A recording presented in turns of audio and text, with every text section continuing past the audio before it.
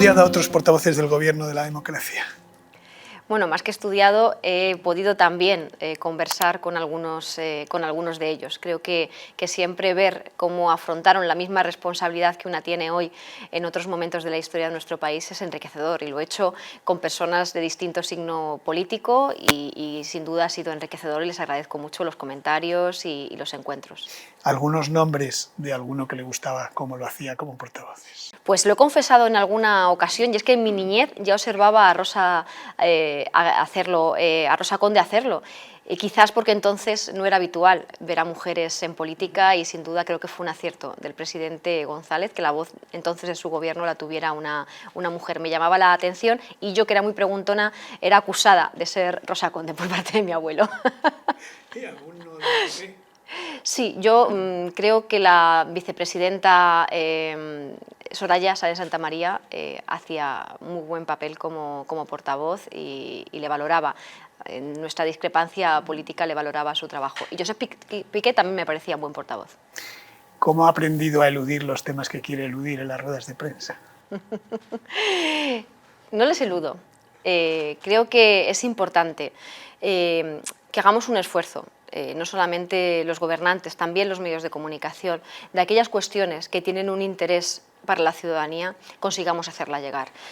Si hacemos un esfuerzo en becas, o ahora un esfuerzo en los bonos para el transporte público, y no conseguimos que aquellos que pueden beneficiarse de esas medidas hayan escuchado esa información, estamos errando todos. Yo creo que en democracia el papel de los medios de comunicación es imprescindible, y en ocasiones hay demasiadas interferencias, en algunos casos también interferencias políticas, ruido ensordecedor que intenta que efectivamente una buena acción de gobierno no llegue a su destinatario, y mi obligación es que las buenas acciones de este gobierno, que son muchas, lleguen a la inmensa mayoría de la ciudadanía. De hecho, hay una queja habitual en una parte de su gobierno, creo que el propio presidente lo dijo, este gobierno hace cosas pero luego no se traslada a los medios.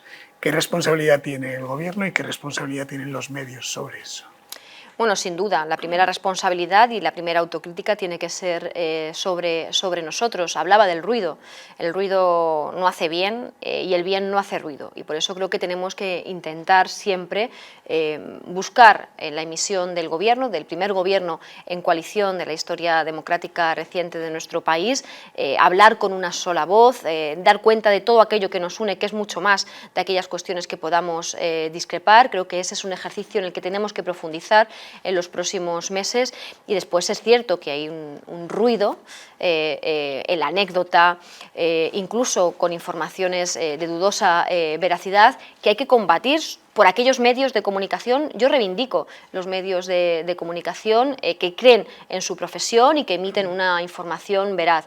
Ha cambiado la comunicación de las personas, tenemos muchos más canales, muchas más vías, pero creo que yo reivindico el buen periodismo y a los medios de comunicación como garantes de ese derecho a la información que prescribe la Constitución española, y por tanto tenemos que hacer un esfuerzo colectivo, desde luego en las administraciones públicas, los gobiernos, los partidos políticos, pero también los medios de comunicación. Creo que hubo un muy buen ejercicio de ese tipo de información que era tan necesaria en un momento singular en la pandemia, donde todos esperábamos el BOE, donde los políticos tratábamos de traducirlo e implementarlo en todas las administraciones, y donde también los medios de comunicación hicieron un ejercicio impecable.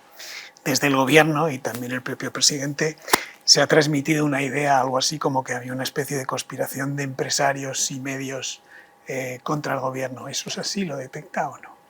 Siempre han existido poderes distintos al poder del gobierno, y desde luego han existido gobiernos que defienden distintos poderes. Este es un gobierno que defiende el poder de la gente que ha decidido que quiere para su país un gobierno progresista, que lo emitió y lo manifestó en las urnas, y que este es un gobierno que ha de dirigirse a esa inmensa mayoría de españoles que necesitan de nuestra acción para, en un momento de especial dificultad, tener una respuesta justa a estas circunstancias.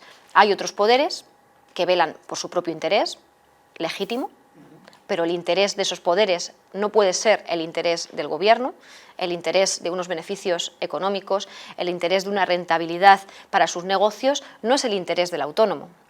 no es el interés del estudiante, no es el interés del trabajador o la trabajadora. Y este es un gobierno que se dirige a los trabajadores, a las trabajadoras, a las familias que tienen necesidades y también a las rentas medias de este país, que se dirige a los profesionales que en momentos de dificultad necesitan tener tranquilidad, certeza. Este es un gobierno de mayorías. Y esa es nuestra responsabilidad y entendemos que en algunos casos, cuando tenemos que anteponer el interés general con el interés particular, pues se produzcan esas confrontaciones, pero vamos a seguir ejerciendo el poder que nos ha dado la ciudadanía. ¿Y es positivo o conveniente que desde el gobierno se den nombres concretos de empresarios como, digamos, quien se opone a ese gobierno? Si se dan nombres, se critica que se dan nombres. Y si no se dan, se critica que se acusa sin dar los nombres.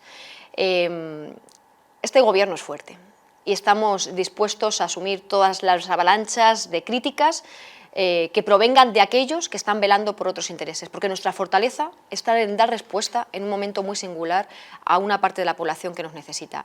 Nuestra fortaleza está en saber que si en estas circunstancias, en lugar de estar al frente del gobierno, un gobierno progresista, un presidente socialista, hubiera estado cualquier responsable del Partido Popular, hoy, en lugar de estar hablando de que los beneficios de la banca han de estar redistribuidos para dar posibilidades a las familias y a sus hijos para que puedan proseguir con sus estudios, o facilitar el transporte de trabajadores y trabajadoras cada mañana con el bono en el transporte público que acabamos de aprobar, estarían haciendo lo contrario, y es con el dinero de todos dárselo a la protección a la banca. Ya lo hicieron y no hace tanto.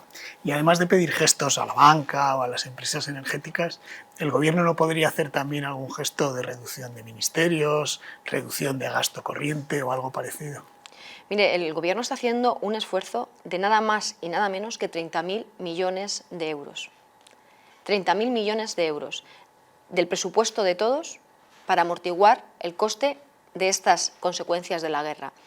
Lo hicimos también durante la pandemia. Y en este caso no hay tan solo dos gobiernos o dos países, dos Estados miembros de la Unión, están aportando más a las economías de sus países que el gobierno de España. Irse a la anécdota es evitar la categoría. Es que no se sepa que este gobierno es un gobierno comprometido con la mayoría.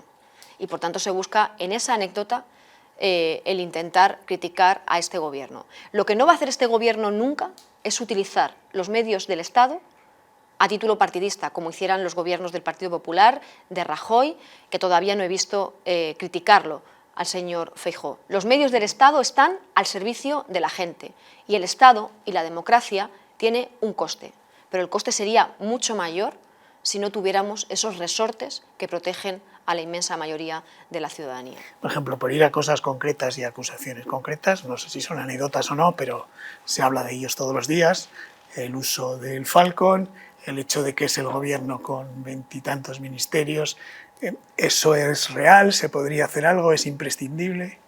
Mire, yo no conozco a ningún jefe del Estado en este país que haya viajado en triciclo.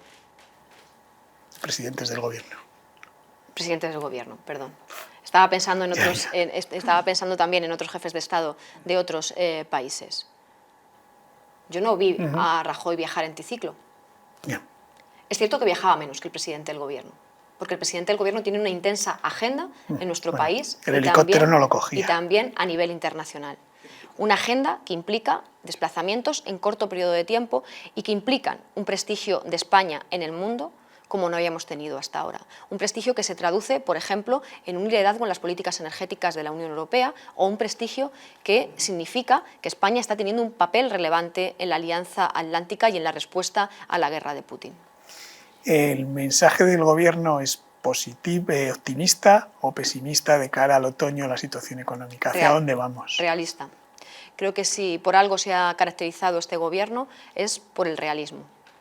Realismo que implica que estamos ante escenarios inciertos, pero un realismo también que significa un mensaje de tranquilidad a la ciudadanía. Este gobierno ya ha demostrado que ante circunstancias adversas se han tomado decisiones extraordinarias que han dado tranquilidad y estabilidad a nuestro país.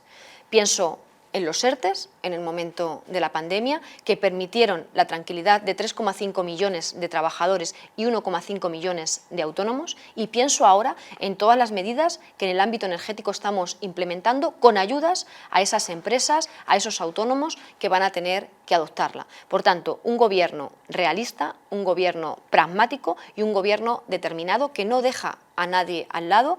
Lo hicimos con los empresarios, lo hemos hecho con los trabajadores y lo seguiremos haciendo. Frente a esto, lamento el catastrofismo de la oposición, que por cierto se aleja mucho de las posiciones europeas.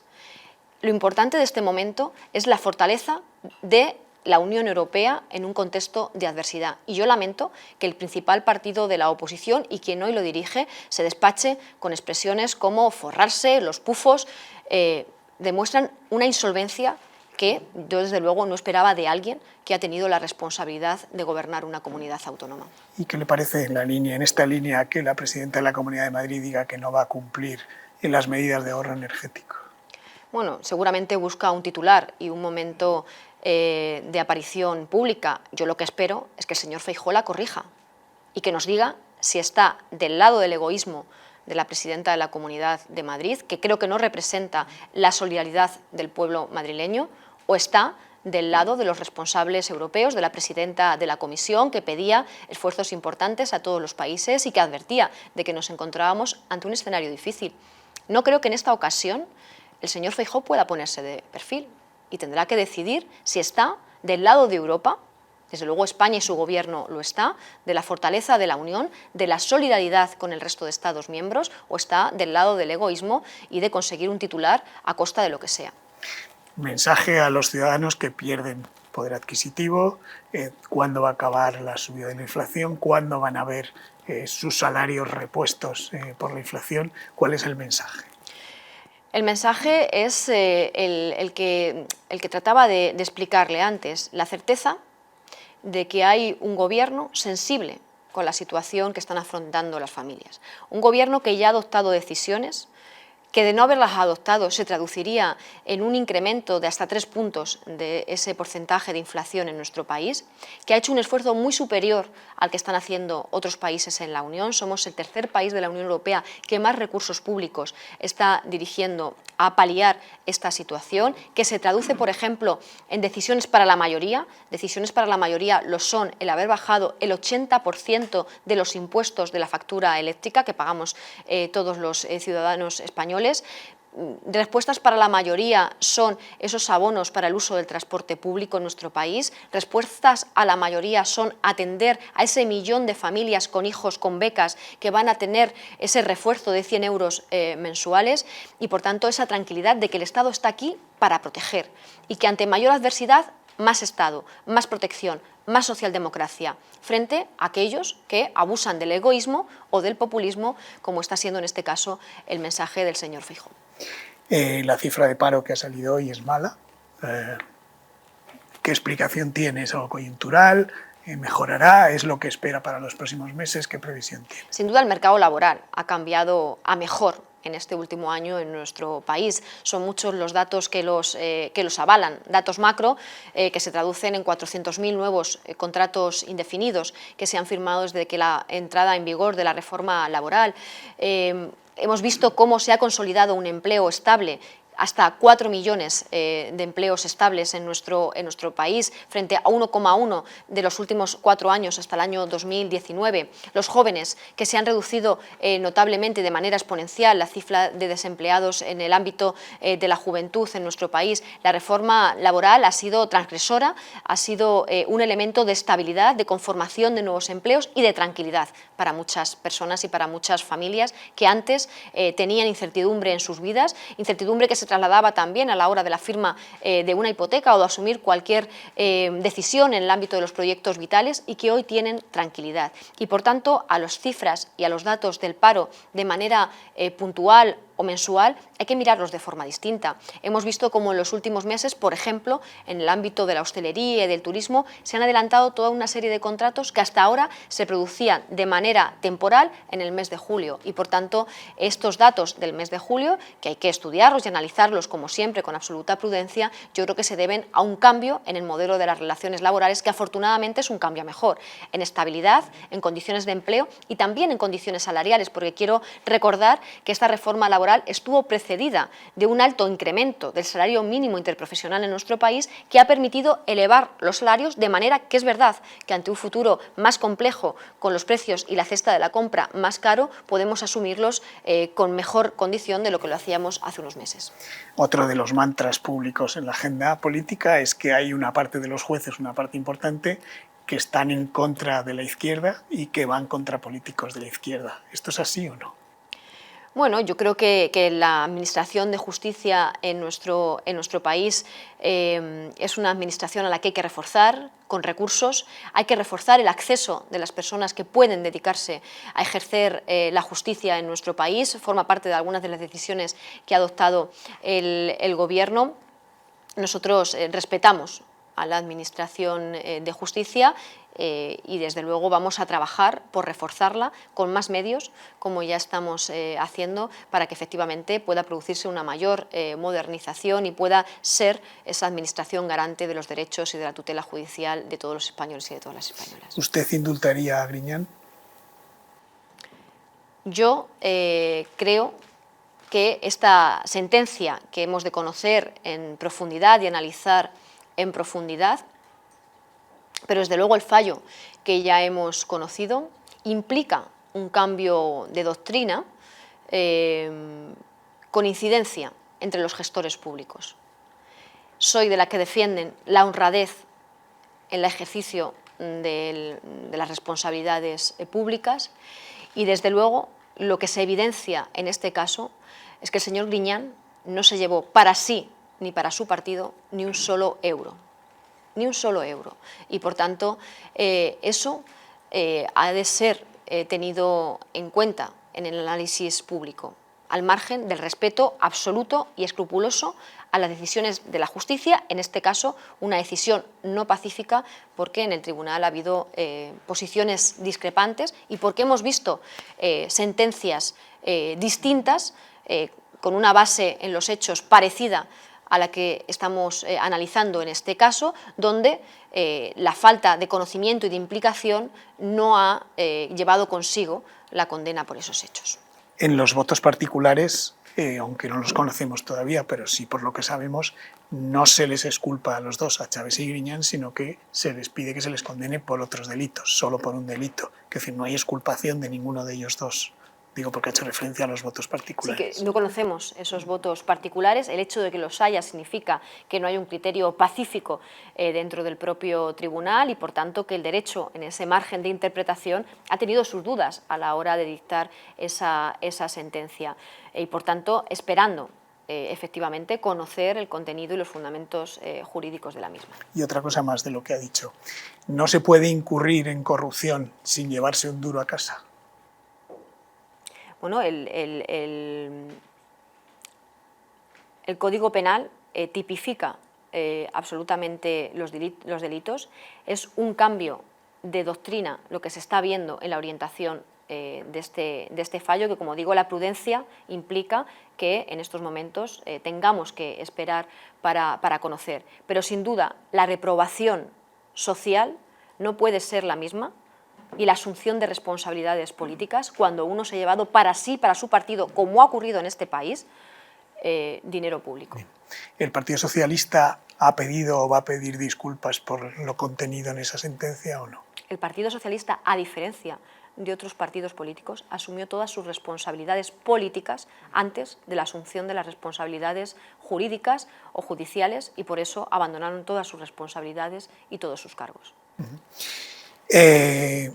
Relaciones con el Partido Popular. Por ejemplo, ¿cómo se explica que creo que mes y pico después de acabar la cumbre de la OTAN, el líder de la oposición no haya sido informado de lo que ocurrió en esa cumbre, cuáles son las conclusiones y qué es lo que va a ocurrir?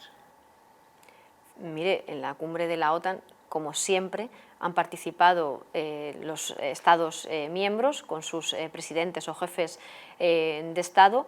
No sé si existen precedentes en este país en que cada vez que se ha producido una cumbre de la OTAN se haya dado cuenta al jefe de la oposición. Bueno, digo, es un asunto de Estado en el que se supone que además el Partido Popular tiene que votar el incremento de efectivos de Estados Unidos en la base de Rota. Digo, no hubiera sido conveniente, puesto que se pide acuerdos, lo más conveniente que se le informe es que también. para considerar al Partido Popular un partido de Estado, empiece por hacer lo que hacen todos los españoles y todas las españolas, que es cumplir la ley y la Constitución. Hasta que el Partido Popular no cumpla la ley y la Constitución, no puede presumir de ser un partido de Estado. Es un partido en rebeldía, que se niega a cumplir la ley, y eso desacredita a su líder, al señor Feijóo, y por tanto no se puede esperar de él, ni él puede esperar recibir un tratamiento como un partido de Estado, porque no lo es, porque no cumplen las leyes, porque no cumple la Constitución. Él dice que ha mandado diferentes documentos sobre distintos temas proponiendo acuerdos o discusión sobre esos acuerdos y no ha tenido respuesta siquiera del gobierno. Él puede decir misa, porque antes de recibir o de enviar, esos documentos, él fue recibido por el presidente del gobierno en la Moncloa y encima de la mesa hubo una sugerencia de acuerdos muy facilitos, de acuerdos básicos, del tenor, cumplimiento, cambio constitución, bueno, desde luego el cumplimiento de la Constitución, que es que eso no habría ni que discutirlo, ni que ponerlo en un papel, que eso es de cajón. Todos los españoles estamos sometidos a la ley y a la Constitución, el señor Feijóo también y su partido también. Además de eso, que como digo, es de cajón, eran una serie de acuerdos básicos que se limitaban, por ejemplo, a pedirle al Partido Popular que asumiera lo que ha sido un consenso social con el colectivo de las personas con discapacidad, y es que modifiquemos la Constitución, el término disminuido por el término discapacitado. Y después él manda un papel diciendo que hay que cambiarlo. Perdona, si es que te lo hemos pedido, lo pidió el gobierno, se lo han pedido los colectivos al Partido Popular y se arroga él ahora la primicia de pedirlo. No, no vale.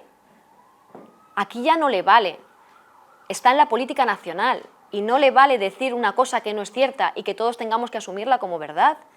Le pido al señor Feijóo algo más de rigor y de solvencia cuando se dirige a los españoles.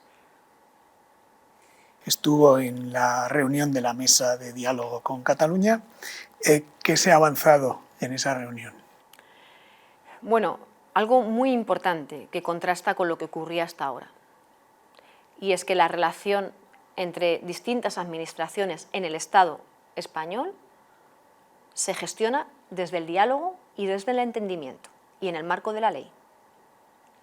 En los documentos que aprobamos ese día queda bastante claro y fueron premisas que no se tuvieron en cuenta anteriormente. Por un lado, había quien se saltaba la ley de forma unilateral y había quien no respondía desde el diálogo y desde la política. Y ahora hay un acuerdo de que las relaciones entre ambas administraciones se enmarcan en la ley y se trabajan desde el diálogo. Y creo que eso es lo más relevante, sobre todo por las consecuencias sociales que tiene para la sociedad catalana y para el conjunto de España. Hemos pasado de un escenario que no queremos ni recordar, ni que vuelvan esas imágenes a nuestra retina en el año 2017-2019, a una relación de absoluta normalidad, donde lo que estamos hablando ahora también es del futuro de Cataluña en términos económicos, en materia de transportes, de becas, de crecimiento industrial, en definitiva, de las cosas de comer, que al igual que al resto de los españoles es lo que importa a los catalanes. Bien, se dice que todo eso ha sido a costa de burlar la sentencia del 25% del castellano en Cataluña. ¿Cómo se justifica el acuerdo y la posición del Gobierno teniendo en cuenta esa sentencia? En absoluto. El Gobierno, a través de la Abogacía General del Estado, se ha dirigido al Tribunal Superior de Justicia de Cataluña para decirle, oiga, siga usted adelante, si es que así lo considera, con esa cuestión de constitucionalidad acerca del cumplimiento de la sentencia del 25% y de la propia ley que aprobó el Parlamento en Cataluña. Nosotros lo que decimos es que la lengua forma parte de la riqueza de nuestro país y que no puede ser un arma electoral ni partidista, y lo que hay que hacer es promoverla para que efectivamente, como dice la legislación nacional, la LOMLOE, los alumnos en Cataluña salgan con el pleno dominio de sus lenguas, en catalán, y en castellano. Por cierto, acuerdo el que llegamos en Cataluña en relación a las lenguas, que vamos a implementar con todas las lenguas cooficiales del Estado, que son lenguas de nuestro país y que tienen ese reconocimiento constitucional. Lo vamos a hacer con el gallego, lo vamos a hacer con el euskera, como lo vamos a hacer con el catalán. Y en este acuerdo se garantiza el respeto al castellano en los colegios, en todos los colegios de Cataluña. Por ejemplo, se dice que no es ya lengua para el estudio, digamos, que no hay asignaturas que se imparten en castellano. ¿Eso se garantiza? Se garantiza en la ley nacional cuando se dice que los alumnos, al completar sus estudios, han de tener la capacidad de expresarse en ambas lenguas. Otra de las medidas que anunció y que estaban en marcha, le quería preguntar el estado de eso, es que determinadas instituciones salieran de Madrid. ¿En qué situación está y si va a haber más casos? Es un proyecto muy bonito, que tuvo ya algunos antecedentes en la etapa del gobierno del presidente Zapatero y que ha impulsado el presidente del gobierno Pedro Sánchez, con la idea de que este país en su diversidad ha de sentirse bien representado por las administraciones del Estado, tanto la presencia que tiene la propia Administración General del Estado en el territorio, donde estamos reforzando esa implementación, ese cambio, esa modernización de la administración pública en relación a los trámites que la ciudadanía lleva cada día a cabo con nosotros, a una presencia también de otros organismos, instituciones que generan empleo, que generan riqueza, que generan un mayor apego de la ciudadanía a los poderes públicos y a la Administración General del Estado. Habíamos avanzado algunas de estas cuestiones, por ejemplo, Renfe estaba llevando a cabo la implementación de nuevos centros de excelencia en territorios clásicamente, que han vivido clásicamente del sector ferroviario, lo estábamos haciendo con el CSIC, con centros de investigación, y ahora lo que estamos haciendo es aprovechar todo el crecimiento que llega de la mano de los fondos de recuperación, donde vamos a hacer un esfuerzo en investigación, en el ámbito de las industrias, para que efectivamente esos nuevos organismos tengan una implementación en todo el territorio. Lo que hemos hecho es protocolarizarlo para darle una mayor garantía y que algo que es una convicción política quede asentado, institucionalizado para el futuro. Me gusta que haya presidentes como el presidente andaluz, que reclamaba para su comunidad autónoma alguno de estos organismos, que ya vamos a comenzar a trabajar y que, por tanto, este era uno de los objetivos, que Andalucía, Aragón, Castilla-La Mancha, cualquier comunidad autónoma, ayuntamientos, universidades, tengan la ambición de trabajar para conseguir estos proyectos y que esos proyectos sean una realidad en todo el territorio. De hecho, aunque el PP ahora, digamos que es reticente a ese proyecto... El PP no. Bueno, no sabemos. El PP nacional. Aznar empezó también con ello cuando puso la escuela judicial en Barcelona, por cierto. Sí, es que además eso es uno de los temas donde el señor Feijóo tendrá que decir si está con Ayuso o con Moreno Bonilla. ¿Dónde está el PP? En los cambios en el gobierno, en Moncloa y en el PSOE del último año, Pedro Sánchez ha ido, digamos, apartando a los que le acompañaron en la travesía a Moncloa y en cambio ha promocionado a otros como usted, que estuvo frente a él en los procesos internos del Partido Socialista. ¿Esto tiene alguna explicación? ¿Cómo lo vive? El Partido Socialista es un partido vivo, es un partido fuerte, es el partido con más anclaje en nuestro país, es el único que ha sido capaz de gobernar, estábamos hablando de las autonomías, todas las comunidades autónomas en nuestro país. Es un partido que es capaz de estar siempre preparado para dar la respuesta que España necesita en cada momento. Lo hizo Felipe González con las grandes transformaciones económicas y la traída y la llegada de la democracia a nuestro país, el despliegue democrático en nuestro país. Lo hizo José Luis Rodríguez Zapatero, avanzando y liderando, abanderando una España de libertades y de derechos, y lo está haciendo Pedro Sánchez en una modernización transgresora para dar respuesta a los retos que tenemos frente a nosotros, desde el cambio climático a la cohesión territorial y acabar con la pobreza y la desigualdad en nuestro país. Y es un partido fuerte con presencia en todo el territorio. Lo que hace el presidente es capitalizar, y secretario general es capitalizar todo ese talento, todo ese esfuerzo para ponerlo al servicio de la ciudadanía. Y desde luego, cada vez que el Partido Socialista se reestructura, se refuerza, lo hace pensando en el interés general. A diferencia de otros, hemos visto grandes cambios en muy poco tiempo en el principal partido de la oposición, y lo hicieron no pensando en España, ni pensando en los españoles, lo hicieron porque entonces a Casado se le ocurrió investigar si existía corrupción en su partido, y solo con intentar investigar si existía corrupción duró 3 telediarios. literal, 3 telediarios, en menos de 3 meses, sin diálogo, sin acuerdo, sin proyecto, han cambiado de líder. Han cambiado para que nada cambie.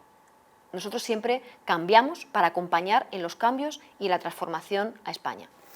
Usted estuvo en el grupo parlamentario con Pedro Sánchez cuando era diputado de a pie, hace unos cuantos años. ¿En qué ha cambiado el Pedro Sánchez que ve usted ahora en los consejos de ministros? No se exceda en el elogio. Me va a costar, porque realmente, y creo que se le valorará mucho más cuando tengamos la perspectiva temporal, creo que le está aportando a nuestro país un liderazgo en el contexto europeo, que es donde nos estamos jugando el futuro del mundo, y en el contexto internacional, como no había sucedido hasta ahora. Tiene una capacidad de trabajo que cuesta seguirle el ritmo, y sobre todo tiene la ambición de no bajar los brazos ante la adversidad, de tener claro cuál es la hoja de ruta. De hecho, incluso ante las adversidades ha conseguido mantener la hoja de ruta. Hoy, que está de plena actualidad, y aprobábamos en el día de ayer algunas decisiones que afectan al cambio climático y a la incidencia que este está teniendo en los incendios, ha sido una línea de trabajo de su gobierno desde el minuto 1. No ahora, porque esté ardiendo el monte español y tengamos que tomar todavía más decisiones, sino porque lo llevaba en su agenda desde el primer momento, cuando la reacción populista era adversa, ¿no?, a esos planteamientos, como lo fue también el hacer ese planteamiento de vencer las desigualdades con políticas innovadoras como el ingreso mínimo vital, o atreverse a liderar un gobierno en minoría, un gobierno de coalición en minoría, y con ello conseguir grandes mayorías y una actividad legislativa como no habíamos conocido hasta ahora. Por tanto, creo que es un presidente, o sea, hoy es un presidente de gobierno con una visión de Estado, con una visión de un país fuerte, que es el nuestro, España, que ha de pintar en un momento de cambios globales, trascendentales, que van a cambiar nuestro modo de vida y la manera en que nos vamos a relacionar las democracias en el futuro. Si llega a saber todo eso, le hubiera apoyado en las primarias. Bueno, son momentos distintos, y desde luego la única diferencia es cómo pensábamos en ayudar más a España. A diferencia de otros que solo piensan en ellos, en cómo utilizar el Estado para con ellos, para agredir a los suyos, para espiar a otros o para enriquecerse ellos, este partido y todos sus dirigentes hemos pensado siempre en España. ¿Qué opina del proyecto de Yolanda Díaz? Le deseo suerte. ¿Le gustaría que Yolanda Díaz fuera en las listas del PSOE? Bueno, creo que ella tiene un proyecto distinto al del Partido Socialista, y el Partido Socialista tiene una capacidad de mayorías, una solvencia en la gestión que vamos a ver ahora en las elecciones autonómicas y municipales, una trayectoria distinta a lo que ella ahora ambiciona poner en marcha, pero sin duda desde el Partido Socialista esperamos que tenga suerte en ese proyecto que inicia, porque llámese Sumar, llámese Unidas Podemos, la sociedad española necesita también reconocerse en algo más allá del Partido Socialista, en posiciones progresistas, y nosotros lo que vamos a hacer es ampliar lo que significa las mayorías que siempre ha gestionado el Partido Socialista, para dar respuesta a una oposición, a una derecha que desde luego no se adecua a los tiempos que nos han tocado gestionar, donde no existe proyecto de país, y nosotros vamos con ese proyecto que estamos gestionando ahora en el futuro, y cuando toque, que aún queda, en esas próximas elecciones generales, mostrar la mejor versión de este partido para dar respuesta a ello. Decía que sobre todo porque necesitan que al proyecto de Yolanda Díaz le vaya bien para poder sumar. Hay que sumar, y hay que sumar en dos posiciones muy diferenciadas que dan respuestas muy distintas. La derecha, y en nuestro caso además una derecha, la de Feijóo, muy alejada de los planteamientos de la derecha europea, o posiciones progresistas como las que representa mi partido, Yolanda Díaz o Unidas Podemos, que están dando una respuesta a los tiempos que nos han tocado vivir. La última, con el tema de Ucrania, estamos viendo que van a ser necesarios sacrificios, que va a traer inconvenientes a la gente, que va a ser una guerra larga. ¿No teme que una parte de la sociedad llegue un momento que deje de entender la orientación y la posición de España en ese conflicto con el envío de armas, el apoyo, etcétera? Haremos pedagogía. Creo que además el hacerla juntos, todos los Estados miembros de la Unión, es importante. Estaría fenomenal además sentirnos acompañados por el principal partido de la oposición, que en lugar de utilizar esos titulares grandilocuentes y esos ejemplos que no son nada pedagógicos, presentar algo de solvencia y de conocimiento de lo que está ocurriendo en el mundo. Pero creo que tenemos la capacidad de hablarle a los españoles, porque los españoles han demostrado, y a las españolas, unas alturas de mira, una responsabilidad. Hemos vivido momentos de mucha adversidad. Fíjense, estar todos recluidos en nuestras casas velando por el interés general y la salud de todos.